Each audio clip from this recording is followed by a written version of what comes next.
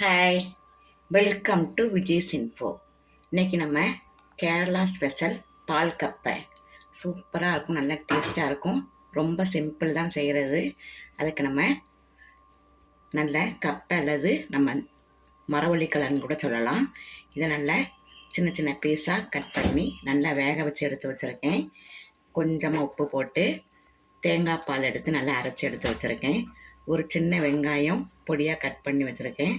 2 பச்சை மிளகாய், தாளிக்கிறதுக்கு கடுகு, அவ்வளோதான் நமக்கு தேவையானது. இதை நம்ம எப்படி செய்யலான்னு பார்க்கலாம்.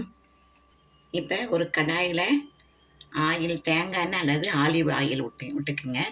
நான் கொஞ்சமாக ஆலிவ் ஆயில் விடுறேன். சமைக்கிற ஆலிவ் ஆயில் 1 ஸ்பூன் விட்டுருக்கேன்.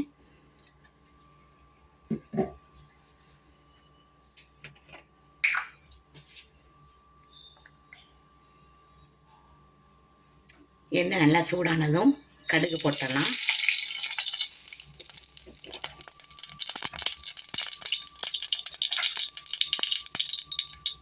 கடுகு நல்லா வெடிச்சிருச்சு.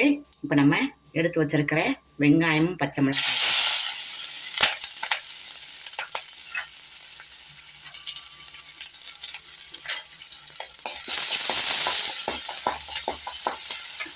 நல்லா பொடியாக கட் பண்ணி வச்சுருக்கேன். வெங்காயம் அப்போ தான் நல்லா வதங்கும்.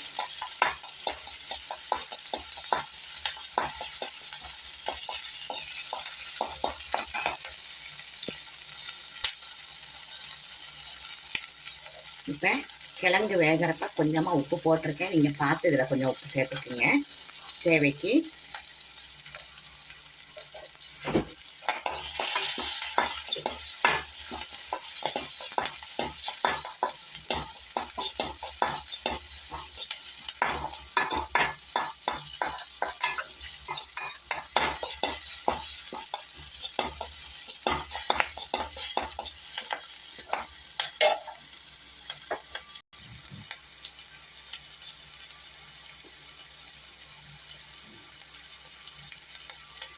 நல்லா வேக வச்சிருக்கிற கப்பை கிழங்க போட்டுடலாம்.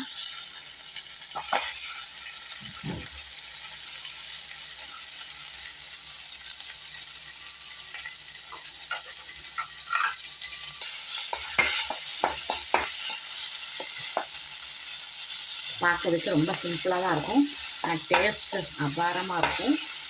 நீங்கள் ஒரு தடவை இப்படி செஞ்சு பார்த்தீங்கன்னா இந்த கிழங்கு வாங்குறப்பெல்லாம் இப்படி தான் செய்வீங்க.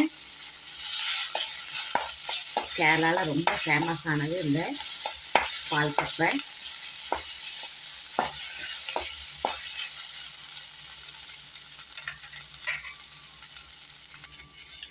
நல்ல உப்பு காரம் எல்லாம் நல்லா சேர்ந்துருச்சு. இப்போ நம்ம எடுத்து வச்சிருக்கிற தேங்காய் பால்,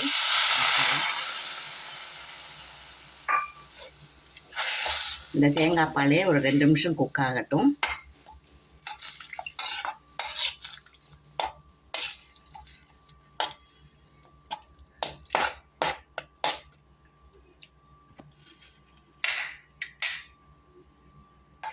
இந்த பாருங்கள், நல்ல கிரேவி சூப்பராக இருக்குது. நல்ல ஜூஸியாக கிரீமியாக இருக்குது. இந்த பதத்தில் நம்ம எடுத்துடலாம். நல்ல காலை டிஃபனுக்கு சூப்பராக ஒரு பிளாக் சாயாவோட பால் கப்பையும் வச்சு சாப்பிட்டிங்கன்னா நல்லா ஃபில்லிங்காக இருக்கும், செம்ம டேஸ்ட்டாக இருக்கும்.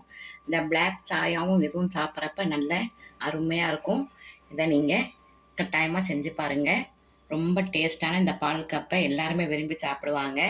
இந்த ரெசிபி உங்களுக்கு பிடிச்சிருந்தால் லைக் பண்ணுங்கள், ஷேர் பண்ணுங்கள், சப்ஸ்கிரைப் பண்ணுங்கள், பெல் ஐக்கானை தட்டி விடுங்க. மற்றும் ஒரு நல்ல ரெசிபி நான் உங்களை சந்திக்கிறேன். பாய்.